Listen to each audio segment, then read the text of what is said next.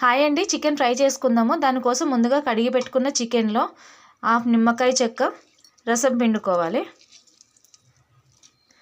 తర్వాత పసుపు, ఉప్పు, కారం, మసాలా అన్నీ వేసుకొని కలిపి హాఫ్ అన్ అవర్ మ్యాగ్నేషన్ చేసి పెట్టుకోవాలి.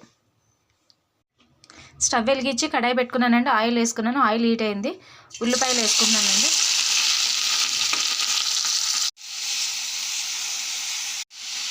కొంచెం కట్ చేసిన పుదీనా కూడా వేసుకుంటున్నాం.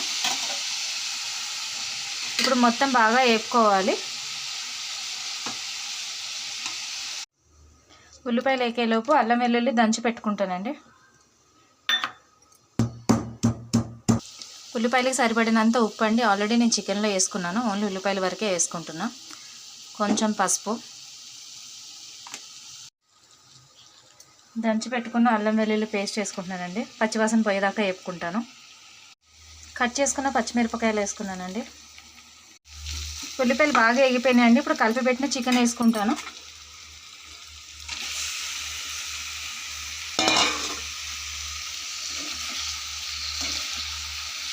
ఇప్పుడు బాగా కలుపుకొని మూత పెట్టుకోవాలి. చూడండి, చికెన్లో వాటర్ బాగా వచ్చినాయి. ఇంకా వేరే వాటర్ అవసరం లేదు. ఇదే వాటర్తో చికెన్ మొత్తం ఉడికిపోతుంది.